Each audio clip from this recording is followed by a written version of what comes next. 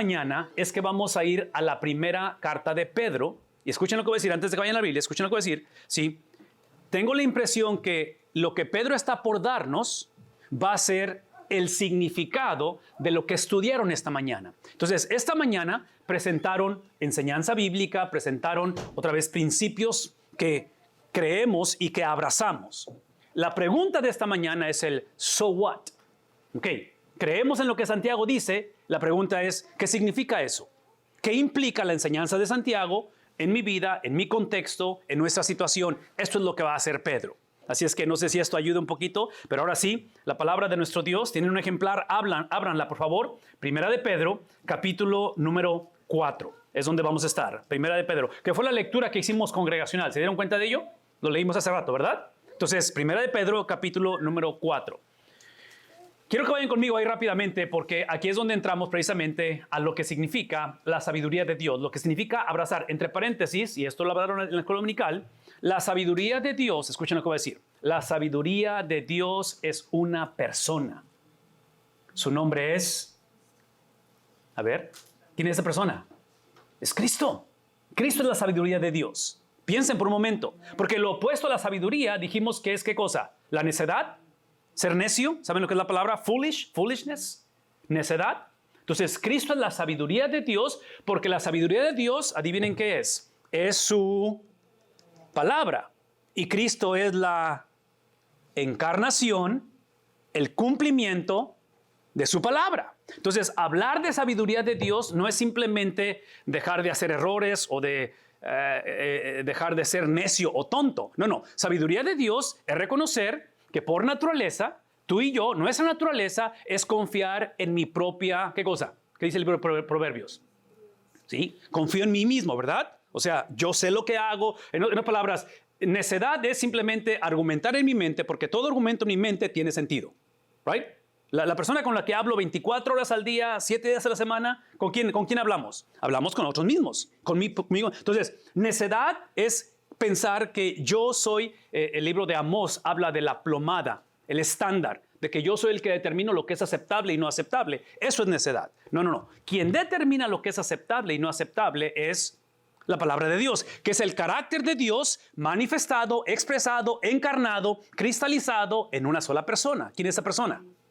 Su nombre es Cristo. Entonces, por eso, cuando hablan de la escuela dominical, ¿y van a seguir hablando acerca de Santiago, hermano? ¿Próxima semana? Ok, mantengan eso en mente. Porque Santiago lo que está haciendo, esto es lo que está haciendo Santiago. Santiago está llevando un proceso de revitalización, está llevando un proceso de transición. Transiciones nunca son fáciles en la vida. Y lo que está haciendo Santiago, está tomando una congregación, es pastor de la iglesia de Jerusalén, es uno de los ancianos gobernantes, líderes, está hablando como líder a la iglesia, la cual la iglesia, ese es el reto, la iglesia está batallando en este tiempo por dos cosas. Una es transicionar de lo que han sabido toda la vida. Todo lo que han sabido es la ley de Dios, el Antiguo Testamento. Y Santiago, que entre paréntesis es Jesus' little brother. ¿Saben eso? Que es el medio hermano de Jesús. Pequeñito o más pequeño. Entonces Santiago, que le cayó el 20 un poquito después, y digo después porque aparentemente Santiago es uno de esos que no creyeron en Cristo cuando Cristo estuvo presente. Santiago se entrega al evangelio después de. Entonces Santiago lo que está haciendo, pastoreando la iglesia en Jerusalén, está diciéndoles lo que dijo mi hermano, adivinen qué, es verdad, es lo que está diciendo.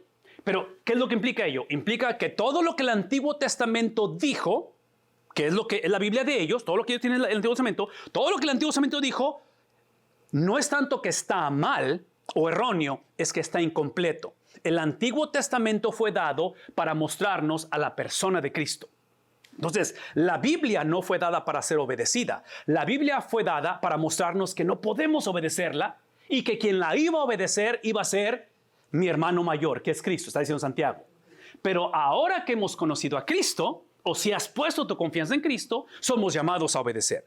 Entonces, la obediencia no es para, sino la obediencia es el producto de. ¿Ven la diferencia? Una vez más, en nuestra casa, que es la casa de ustedes, tenemos 3 hijos. Aquí están los 3.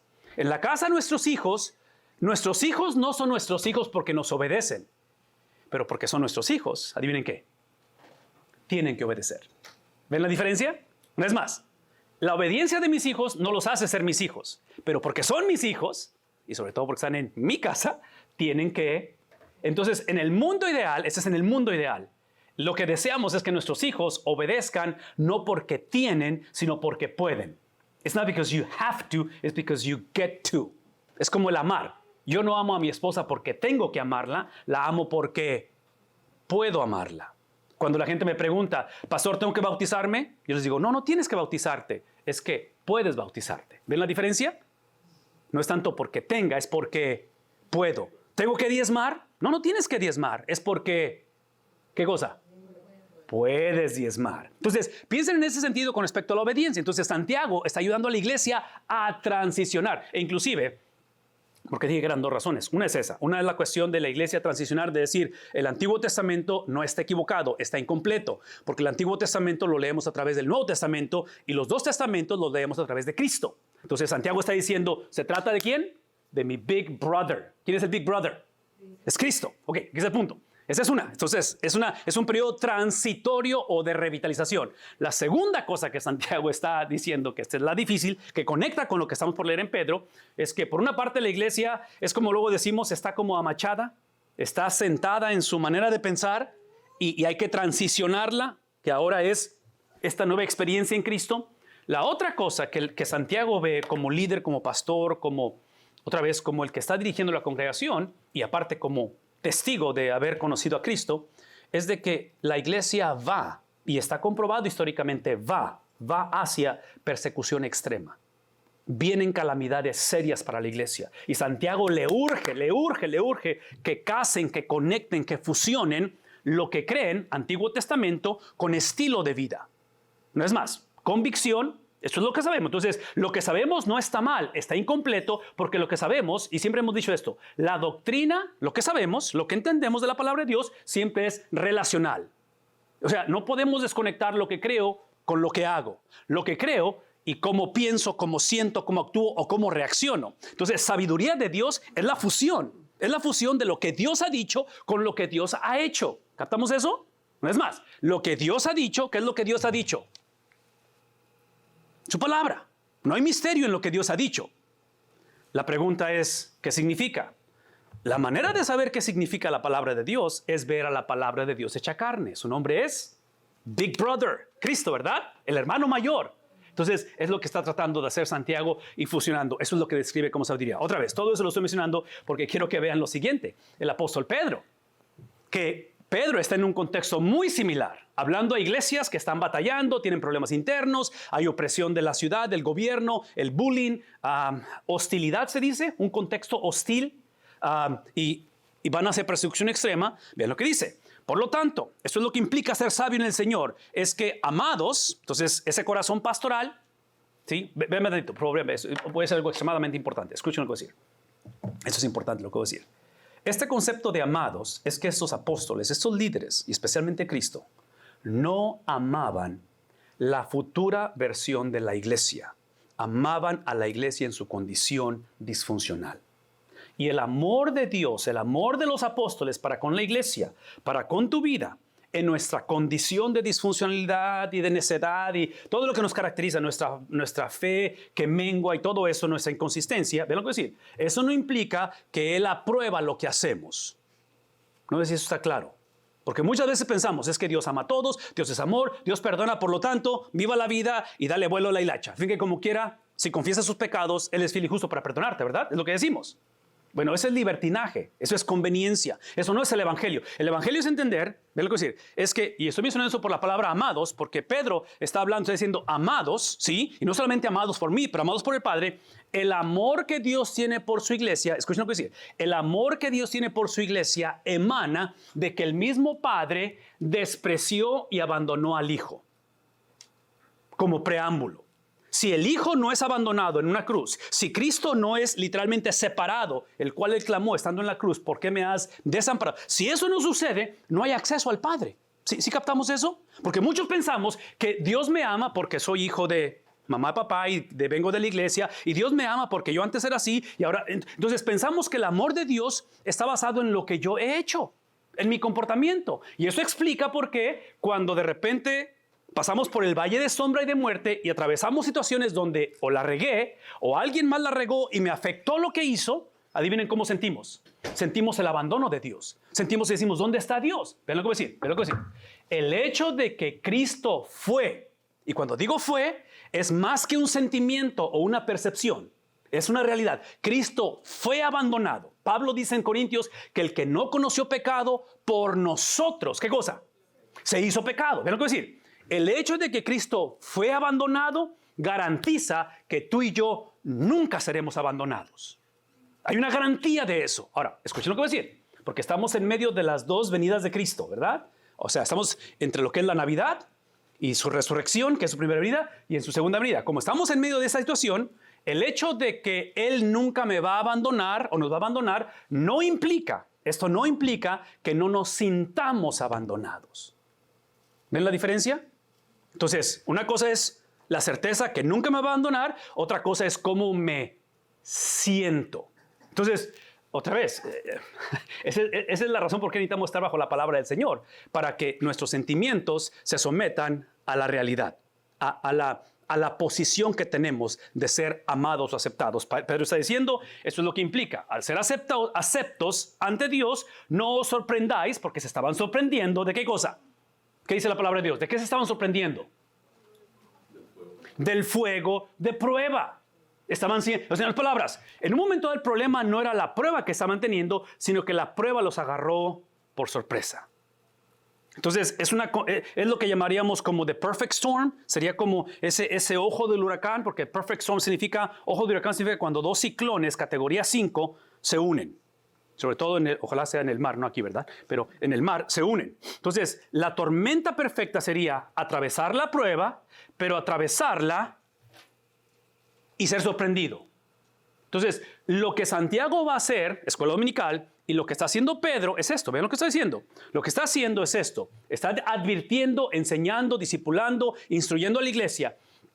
Esta cuestión de pruebas, vean lo que voy a decir. Esta cuestión de pruebas, vivimos en un mundo gobernado por Génesis capítulo 3. Satanás es el príncipe del aire. Él gobierna este mundo temporalmente. La paga del pecado es muerte. Eso implica que probablemente todos, sin excepción, eventualmente, adivinen qué, vamos a morir, ¿verdad? Vean tantito. Esto lo está enseñando Pedro. Entonces, el punto es esto. Pruebas van a venir. Lo que Pedro quiere asegurarse es cómo reaccionamos a ello. Entonces, el tema no es la prueba. El tema es, ¿qué cosa?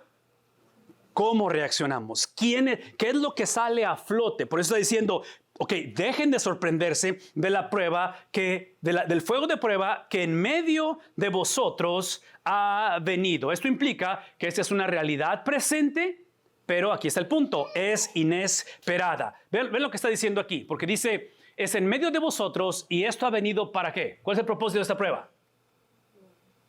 Es la cuestión de pasarlos por el examen, a ver si califican. En la Biblia hay dos maneras de ver la palabra prueba. Una de ellas es para aprobar, para ver que esto sea genuino, que sea de buen material esto, y la otra es para destrucción. Trágicamente, lo que está diciendo el apóstol Pedro no es para aprobar, pero es para destrucción. Entonces, aparentemente, lo que la iglesia está atravesando, y escuchen lo que voy a decir, aquí hay un principio teológico muy importante de cuestión de Dios, porque dentro de las pruebas en la vida, dentro de las pruebas en este mundo, hay un cierto tipo de misterio. Hay un cierto tipo de misterio de que al final de la conversación es la maldad de este mundo, es el sufrimiento de este mundo, es el luto cuando perdemos un ser querido. ¿Me explico? Pero escúchenme, sí. El principio teológico es ese es el punto que quiero que piensen. Toda prueba, toda situación, toda experiencia caótica, irreversible, que sería la muerte en este caso, todo está debajo del control de Dios. Una vez más, o si no es más, ¿ok? Quiero que piensen conmigo esto. Porque si lo que estoy diciendo es verdad, la pregunta es, pues, ¿qué significa eso? Porque otra vez, cuando mamá falleció, me da gusto que Dios esté en control, pero vivimos en luto, ¿no es cierto? Cuando perdí el trabajo, yo sé que Dios está en control, pero ¿cómo vamos a pagar la casa? ¿Me explico? O sea, en fin, la pregunta es, ¿qué significa ello? Entonces, aquí está el punto. Es de que si Dios está en control de todo, cuando hablamos acerca de esta prueba, déjenme regresarme, cuando hablamos acerca de esta prueba, en un momento dado, en un momento dado es difícil a veces, ¿cómo explico esto? Es difícil saber cuál de los dos es, si es para edificación o para destrucción. Y número dos, muchas de las veces, independientemente cuál es el propósito de la prueba, ya no sientes lo duro, sino lo... ¿Qué cosa? Es así como que break, ¿no? O sea, time out. Espérame tantito, Señor. O sea, ¿de qué se trata esto? Y menciono todo esto porque otra vez, porque hay un cierto componente de misterio y vamos a hablar un poquito acerca de eso. En fin, el punto aquí es que, ¿tiene sentido esto, hermanos? ¿Sí? ¿No? ¿Más o menos? Ok, piensen en esto. Ha venido a vosotros para probaros como si alguna cosa extraña os estuviera aconteciendo. Entonces está pidiendo que dejen de ser sorprendidos, dejen de sorprenderse. Entre paréntesis, típicamente cristianos y aún no cristianos, entonces, people, just people, gente, que somos sorprendidos por la prueba. ¿Vean lo que voy a decir? Porque las pruebas son reales, ¿no es cierto? El sufrimiento en esta vida es real, no estamos conscientes de ello. O sea, esto no es teoría, esto no es nada más doctrina o teología. Estamos hablando de la realidad de la vida. Vean lo que decir. Personas que somos sorprendidos por la prueba, típicamente, y aquí es donde pueden evaluar si están siendo sorprendidos o no. Esta es una manera de saberlo. Típicamente reaccionamos con la palabra entitlement. ¿Qué significa entitlement? ¿Qué significa entitlement? Alguien dígame. ¿El día de las brujas, hermano? No, no sé de dónde salió el día de las brujas. Okay. Pero no, eso no significa entitlement. No, entitlement es cuando piensas que alguien, y en este caso Dios te debe. Cuando Dios me debe. Entonces, atravesar una prueba y yo responder como diciendo, o sea, ¿en qué quedamos? ¿Cómo es posible que esto me pase a mí? ¿Cómo es posible que esto le pase a mi esposa? ¿O que le pase a... ¿Me explico? Es entitlement. Cuando reclamas como si Dios te debiera, en este caso te debiera que estés inmune, que no debe de pasarte a ti nada de esto. ¿Me explico? Ok, menciono esto por lo siguiente, porque está hablando acerca de que al final dice como si alguna cosa extraña estuviera aconteciendo. El principio es este, que en cuestión de la prueba, de acuerdo a lo que está enseñando el apóstol Pedro y el resto del Nuevo Testamento, es precisamente que esto es algo común en la vida de los creyentes. Porque ¿cómo se dice esto? Declarar lealtad a Cristo es guerra en contra del mundo en que vivimos. ¿Me explico? O sea, es guerra en contra precisamente del mundo de maldad. Esto implica que el apóstol Pedro está recordándonos o tratando de introducir que cuando atravesemos esto, asegurémonos que no sea la prueba por causa de, en inglés es la palabra self-inflicted, que en español sería ¿qué cosa? Causármela a mí mismo, ¿verdad?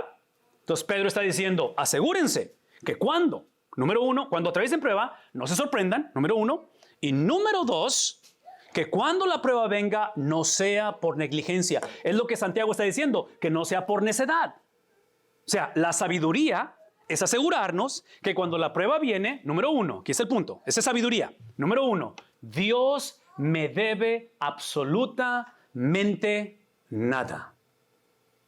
Esa es sabiduría. Es vivir la vida como si Dios me debe. Porque otra vez, ¿qué sería lo opuesto? Pablo dice en Efesios que es por gracia. Efesios capítulo 2, versículos 8 al 10. Por gracia sois, ¿qué cosa? Salvos a través de la...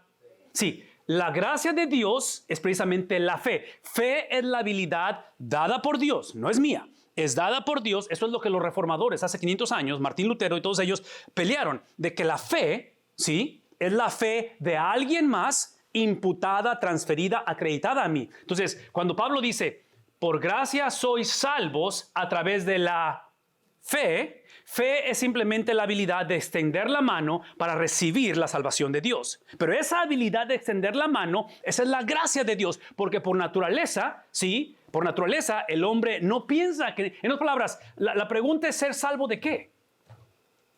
¿Salvo de qué? Y yo argumentaría, de acuerdo a la Biblia, salvo de la ira venidera, salvo de la santidad de Dios, salvo de la majestad de Dios. ¿Me explico? Salvo de Dios primeramente. O sea, la única persona que debe ser temida no es la tormenta de anoche. Es el Dios que controla la tormenta. ¿Ven la diferencia? Satanás es un ser poderoso, pero adivinen quién controla a Satanás. Satanás es un ser creado. No estamos conscientes de ello. Escuchen lo que voy a decir. Satanás, la maldad, las pruebas, las desavenencias y la misma muerte, todo en esta vida, todo en esta vida sirve los propósitos de Dios. Ese es mi punto. En otras palabras, si eso que estoy diciendo no es cierto, si lo que acabo de decir no es cierto, eso implica que cuando atravesamos la prueba, no solamente tú vas a estar sorprendido, pero Dios va a estar sorprendido y va a decir, oye, pues si nada más los dejé tantito y mira todo el desorden que hicieron. No, no, no. Dios está en control de qué cosa que dijimos. Entonces, eso no implica que yo entiendo todo lo que está sucediendo y eso no implica que hay consecuencias. En fin, el punto aquí es simplemente asegurarnos que no es por necedad, de tal manera que el propósito es por vivir o caminar en sabiduría, que es la voluntad de Dios. Versículo 13. Antes bien, el contraste, en palabras, el 12 fue el análisis, el diagnóstico. Esto es lo que está pasando, han sido sorprendidos, han estado actuando como necios, entitlement, han estado actuando como que si Dios les debe y entran en esas emociones encontradas y todo eso, entre paréntesis, porque eso es extremadamente importante también. Esta cuestión de sentir emociones encontradas y batallar, es la cuestión, no se recuerdan esta historia del varón que viene a buscar la sanidad de su hijo y cuando Cristo declara la sanidad, él dice, creo, ayuda a mi incredulidad. Entonces, el punto es este. Y por eso es que cuando se trata de la fe, que acabamos de decir que la fe es la gracia, fe es la habilidad dada por Dios para creerle a Dios, es por eso que la certeza de nuestra salvación no está basada en mi habilidad de creer en Dios. La certeza de mi salvación está basada en la habilidad de Dios de ser fiel a su promesa. No sé si está claro eso. Suena como trabalenguas. ¿Sabes una vez más? La garantía que yo tengo de que voy a ir al cielo no es porque yo tengo la fe perfecta, siempre creo, nunca menguo, nunca flaqueo. No. ¿Qué nos caracteriza? ¿Nos caracteriza fidelidad? ¿Qué nos caracteriza? En otras palabras, ¿por qué creen que está escribiendo el apóstol Pedro o Santiago estas iglesias? ¿Porque eran fieles? ¿Por qué les escribe? Porque eran, ¿qué cosa? ¿Qué es lo opuesto de fieles? Infieles. Entonces, en la infidelidad, en la inconstancia, que es lo que te caracteriza a ti y me caracteriza a mí, nuestra certeza no está basado en que agarremos la onda, enderecemos nuestros caminos y finalmente confiemos. Eso es importante, pero es el producto de lo que Cristo ha hecho, de la obra completa, transformadora, de la obra redentora de Cristo. Entonces, nuestra fe, importante que es el producto de la fidelidad de Cristo. ¿Está claro eso, hermanos? Porque el punto de la conversación, adivinen quién es. Es Cristo. No somos nosotros. Es Cristo. Ok, el punto aquí simplemente contraste. Contraste gramatical, antes bien. En lugar del 12, quiero que hagan el 13. ¿Qué es lo que quiero que hagan? Quiero que en la medida en que... ¿Qué cosa? ¿Qué está diciendo? En la medida en que... El concepto es de sharing, de compartir. Y esta cuestión de compartir, ¿de qué estamos hablando? De compartir en las pruebas, ¿verdad?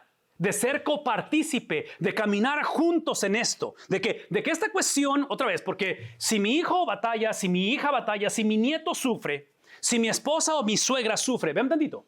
Porque somos una familia, adivinen qué. Sufrimos, ¿qué cosa? Todos, ¿no es cierto? Ahora, vean conmigo. Este es un mensaje extremadamente difícil de predicar porque somos una cultura extremadamente individualista y autónoma. De tal manera que inclusive la relación de iglesia, si somos honestos, típicamente está segmentada donde escojo la iglesia o me quedo en la iglesia siempre y cuando la iglesia me sirva ¿a quién? A mí. Inclusive por eso mucha gente no está en la iglesia porque la iglesia no está haciendo... ¿Recuerdan la palabra entitlement? Esa palabra de que, what's in for me, o sea, de que, y traduzcan lo que estoy diciendo en la relación matrimonial. ¿Cuál es la razón por la cual el divorcio es tan alto? Porque somos una generación, aquí está mi punto, el punto que está diciendo él, esta cuestión de compartir está hablando donde en el momento en que entramos en una relación con Cristo, vean tantito, entramos en una relación con Cristo, porque está hablando de la iglesia, relación con Cristo, que automáticamente implica relación con su iglesia. El Nuevo Testamento no conoce cristianismo sin iglesia. ¿Estamos conscientes de ello? ¿No? ¿Sí? ¿Conmigo? ¿Me han entendido? El concepto de ser un cristiano sin iglesia es un concepto de hoy en día, es un concepto del mundo occidental extremadamente autónomo. Mi punto es este, ese es un punto, de que en cuestión de compartir en padecimientos, porque seguimos a Cristo en comunidad, no es algo que tengo que padecer o compartir, es algo que puedo. Y en otras palabras, si mi esposa cae en el hospital, si mi hijo está en una necesidad, literalmente voy a dejar todo lo que estoy haciendo para estar ¿dónde? ¿Dónde voy a estar? literalmente con ellos, ¿verdad? Porque no tengo que estar con ellos en su tiempo de necesidad. Es que puedo estar. Entonces Pedro está diciendo, dejen de sorprenderse, y en contraste a ello, lo que quiero es de que ahora compartan los padecimientos, pero sean los padecimientos ¿de quién? Entonces, una vez más, esta es la sabiduría de Dios, que por ser sabios en un mundo de necedad, adivinen qué es lo que van a encontrar. Hostilidad, oposición. Van a ser marginados, van a ser perseguidos. Entonces Pedro está diciendo, dejen de sorprenderse que ahora que están padeciendo en el nombre de Cristo, aquí está lo irónico de la vida y de la Biblia. ¿Qué está pidiendo que haga el apóstol Pedro? Entonces, en palabras, si esta mañana escuchen lo que decía, si esta mañana tú no has aceptado a Cristo, si esta mañana estás batallando y no sabes si has aceptado a Cristo o estás pensando en abandonar tu fe, ese tipo de pasajes pienso que son justificables porque no tiene ningún sentido. Hablar de padecimiento y regocijo no es contradicción de términos. ¿No se contradice esos términos? Porque cuando piensas en regocijo, piensas en ¿qué cosa?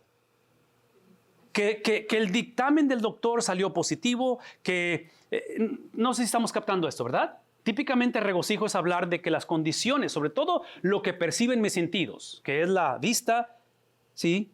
Lo auditivo, ¿me explico? Los 5 sentidos. Cuando percibo que esto es favorable, me regocijo. Y Pedro está diciendo, no. La garantía no es que las circunstancias va a cambiar. La garantía es de que las circunstancias, independientemente cuáles sean, son el vehículo para manifestar no tu beneplácito, pero el beneplácito de ¿quién? No tu fama. No tu reputación, pero la reputación ¿de quién?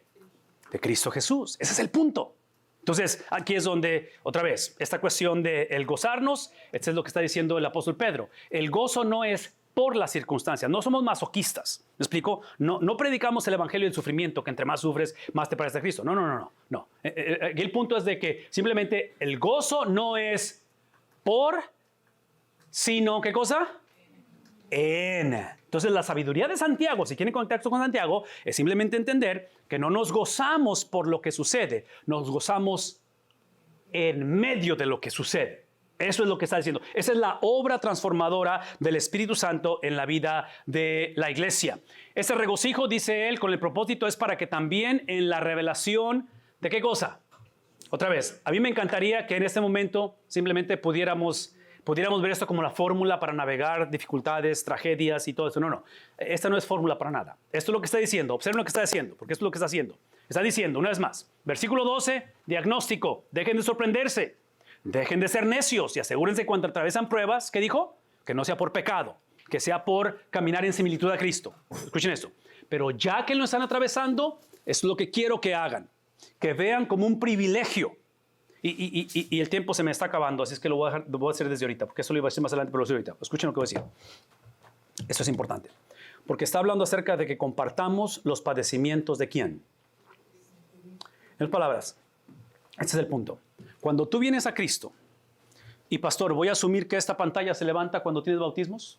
¿Se levanta la pantalla? Ok. Entonces, esto que está aquí es la pila bautismal.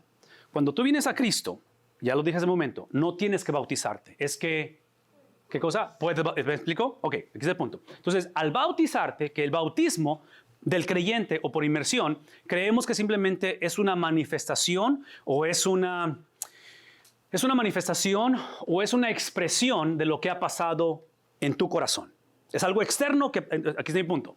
En la cuestión del bautismo, ¿sí? Conocemos esta pila bautismal como la tumba del agua. Tumba, gravestone, ¿sí? Tombstone, o sea, es una tumba. ¿Por qué? Porque la persona literalmente va a ser, ¿qué cosa? Sumergida o sepultada, simbólicamente, ¿verdad? O sea, no lo vamos a dejar abajo o adentro del agua, pero es meterla a la persona completamente en una expresión de simbolismo, porque aceptar a Cristo es ser muerto, ¿ven lo que voy a decir? Es ser muerto a la ley, ser muerto a la ley, porque otra vez la ley sin Cristo, y puedo pensar cuando Josué estaba chico, era un bebé, ¿sí? Es como si Josué cuando tenía 3 meses quería jugar luchitas conmigo, ¿sí? Siendo yo un adulto. Con un bebé de 3 meses, todo lo que tengo que hacer es nada más subirme sobre él. Y se acabó la lucha, ¿verdad? Porque no puede con mi peso. Eso es lo que es la ley sin Cristo. La ley te aplasta, ¿verdad? Porque no podemos cumplirla. Porque el Señor dijo que el alma que pecare, ¿esa qué cosa? Morirá. Entonces, ¿quién murió en nuestro lugar? Ok, entonces, por eso es que nuestra muerte es a la ley, donde ahora no hay condenación para los que estamos en Cristo porque hemos muerto a la ley. Estoy hablando del simbolismo de ser sepultado. Entonces, muerto a la ley, soy muerto literalmente al pecado. El pecado no tiene dominio sobre mí. ¿Ven lo que voy a decir? El pecado en el cristiano solo tiene influencia sobre mí, pero no tiene dominio sobre mí. La palabra dominio implica legalidad. En otras palabras, la persona sin Cristo no tiene opción, tiene que pecar. La persona en Cristo es simplemente que lo hacemos porque queremos, no porque tenemos. La cuestión del pecado. Entonces, una vez, muerto a la ley, muerto al pecado, y la otra es muerto a mí mismo. Entonces, esos tres muertes es lo que simboliza el pasar por la pila bautismal. Entre paréntesis, el no morir a la ley, ¿ven lo que voy a decir? El no morir a la ley es pensar que yo puedo literalmente complacer a Dios y por mi conducta ser aceptado ante Dios. ¿Se dan cuenta que es un problema? No podemos ser aceptados por nuestra conducta. Ok, aquí está mi punto. Sepultados, muerto a la ley, muerto al pecado y muerto a qué cosa? A mí mismo. Cuando salgo del agua, cuando la persona sale del agua, simbolismo, sale a qué cosa?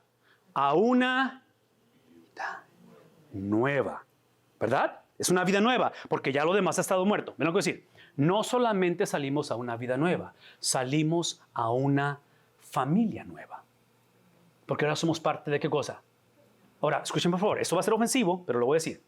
Antes de que pasáramos por la pila bautismal, sepultados, resucitados, antes de aceptar a Cristo, pertenecíamos a otra familia. ¿A cuál familia? Y no es la familia de Couch Elsa, ¿ok? Yo sé que aquí son muy orgullosos de sus escuelas y de sus deportes. No estoy hablando de esa familia. ¿De cuál familia? Nada más hay dos familias en este mundo. ¿Cuál es la otra familia? Si no es la familia de Dios, ¿es la familia de quién? Satanás. Todos nacemos siendo hijos del primer Adán. Todos nacemos siendo enemigos. Nadie nace buscando a Dios. Todos nacemos corriendo. ¿Conocen la historia de Jonás? Que cuando Dios lo manda a Nínive, ¿hacia dónde va él? Si Nínive estaba para allá, si Nínive está para Brownsville, él corre hacia McAllen.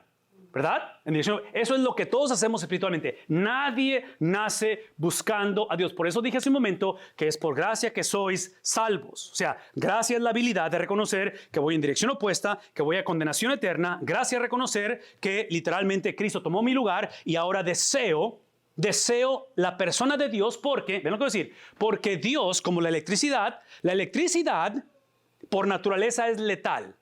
La razón que la electricidad es beneficiosa, y especialmente anoche, con descargas eléctricas y eso, es porque el sistema eléctrico está aterrizado, se dice. Positivo, negativo y ¿qué cosa? Neutro, decimos, ¿verdad? Ok, el neutro lo que hace, ¿qué cosa? Regula la intensidad de la electricidad. Porque si hay una descarga eléctrica, todos los aparatos, adivinen qué, se van con Cristo. ¡Pum! Se acabó la historia, ¿verdad? Porque no puede soportar. Entonces, vean lo que voy a decir. Esa es la presencia de Dios. La presencia de Dios no puede ser contenida. Es necio el hombre que dice, la mentalidad atea dice, si Dios realmente existiera, que me lo muestre así, así. Es la conversación que Moisés tenía con Dios, donde quería ver su gloria. ¿Y qué le dice Dios a Moisés? Si te muestro mi gloria, ¿qué va a pasar contigo? Vas a morir. Entonces, este es mi punto. Lo que Cristo hizo, y esa es la fe. Fe es el neutro, que hace algo letal beneficioso.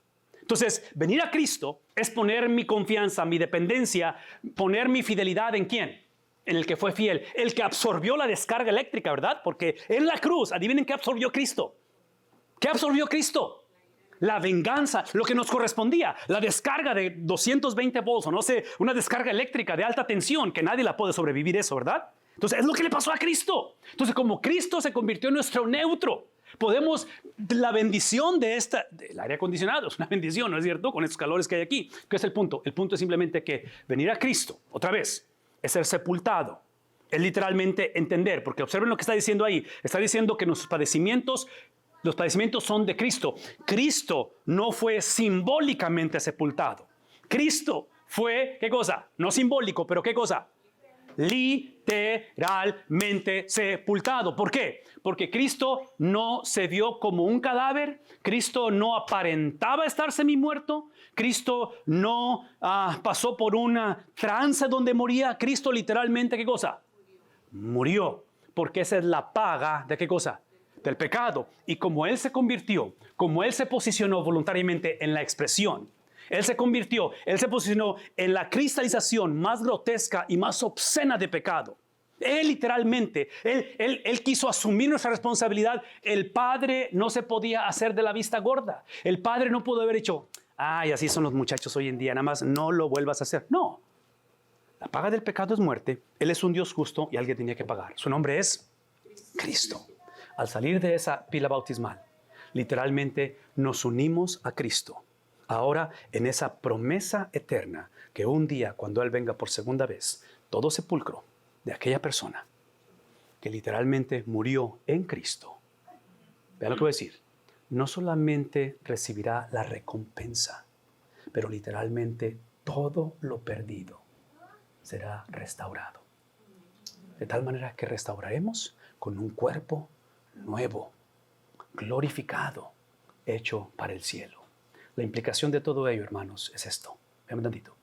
Mejor dicho, vea la pantalla. Esta es la implicación.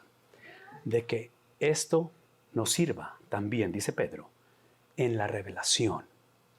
¿De qué cosa?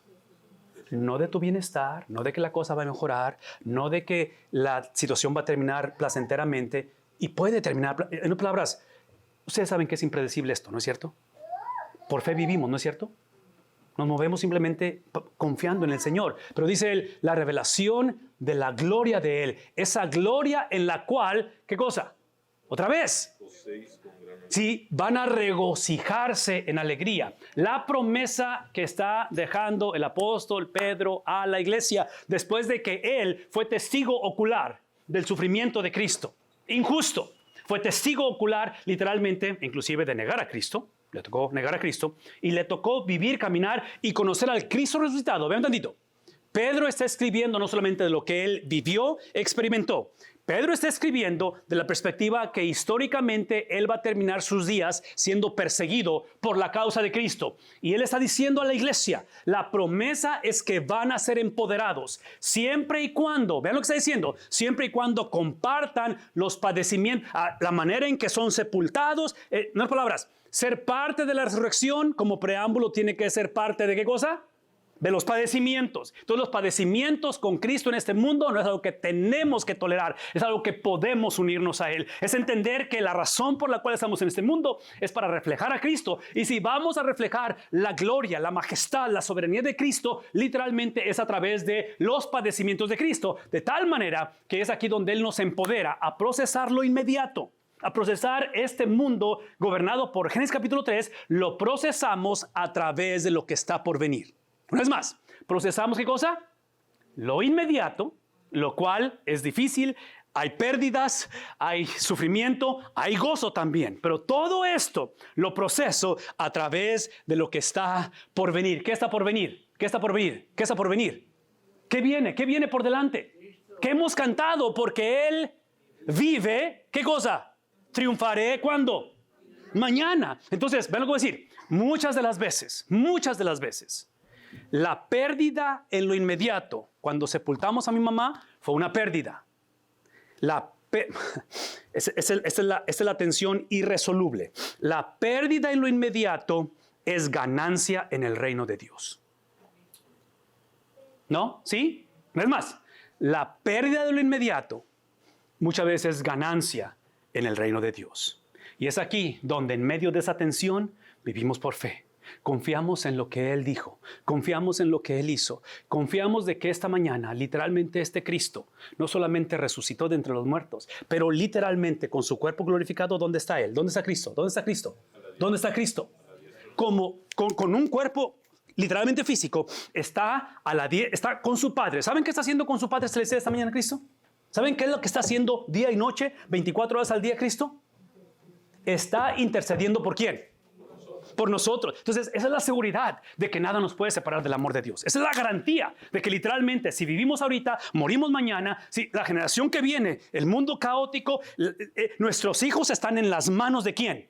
De aquel que está ante la diestra de Dios Padre, donde ha garantizado, donde Cristo, ven lo que voy a decir, donde Cristo llama a su iglesia no a movernos, no a confiar, no a luchar, no a invertir hacia una victoria. Lo hacemos desde su victoria. En otras palabras, vemos este futuro basado en lo que ya sucedió. Cristo ya venció, Cristo ya vino, ya vivió, ya fue sepultado, ya fue resucitado y viene por segunda vez. Y Pedro está diciendo, eso es lo que manifiesta las pruebas. Es la habilidad de proclamar la gloria de Cristo a través de su carácter, su obra.